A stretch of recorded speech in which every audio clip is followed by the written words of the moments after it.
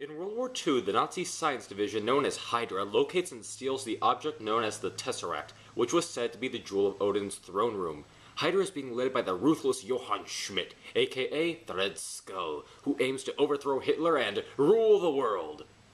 I think. Meanwhile, anorexic Human Torch, Steve Rogers, enlists in the army and becomes a part of a scientific experiment that will increase his strength.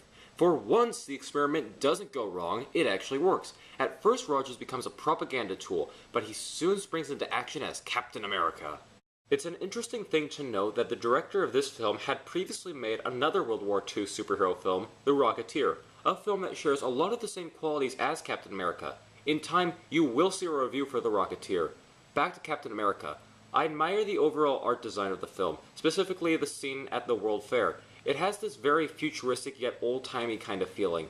The colors are all around extremely comic book-like. In fact, this film really feels like it's straight out of the pages of a comic, kind of like a Zack Snyder film. The acting altogether is really good. Chris Evans does a fantastic job as the patriotic and determined Steve Rogers. I'll admit it's very weird seeing Evans play not only another Marvel character, but one that is radically different in personality, but I think Evans did a damn good job making me forget his role as the Human Torch and look at him as Captain America.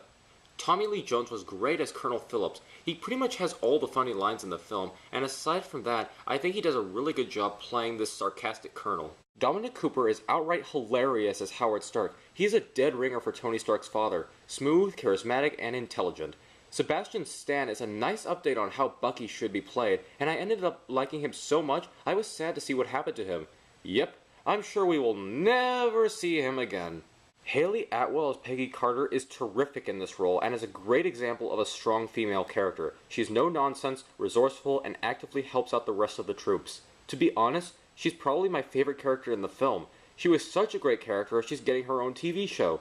No joke, the show Agent Carter is set to come out January 2015. Now we have Red Skull, played by Hugo Weaving.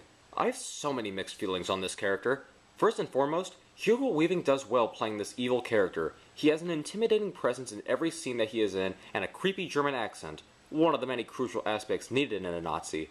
All that being said, Red Skull is technically not that compelling of a villain or character. All he is a guy who wants to take over the world. On the other hand, he is really amusing to watch.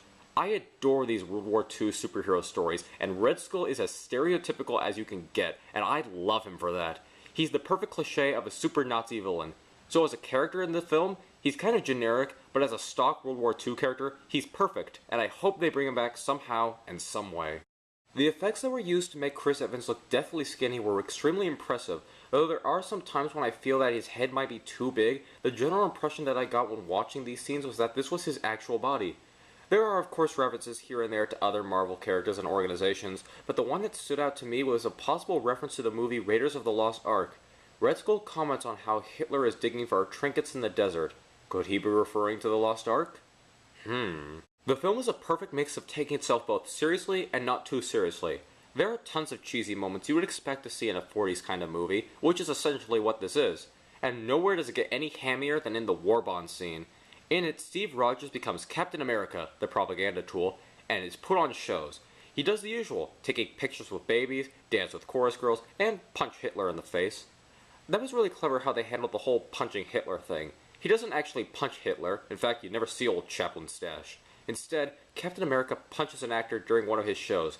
That doesn't take away from the coolness factor though. Let me dream and pretend it's Hitler, it'll make me so happy. The film ends with Red Skull being defeated. How does our villain supposedly die? By touching the Tesseract. Why the hell would he do that? He knows he can't touch it, so why touch it? Whatever, I still don't buy that he's dead. Rogers crashes in the Arctic and freezes, only to wake up 70 years into the future. Wow, so the film has become Blast from the Past? Nice. Stan the Man Lee makes his cameo as a general who was supposed to see Captain America get a medal, but sadly the captain does not show up. Bastard! How dare you keep Stan Lee waiting for you! When it's time to see our end credit scene, we see that it's a sneak preview of the Avengers. Captain America was such an enjoyable film to sit through. The characters were great, the story was great, and the effects were, you guessed it, great. And that's all I have to say about Captain... Is this thing on? How's it going?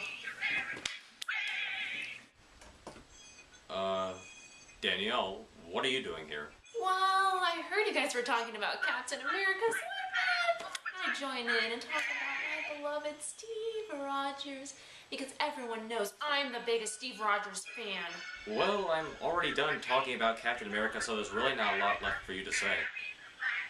Really?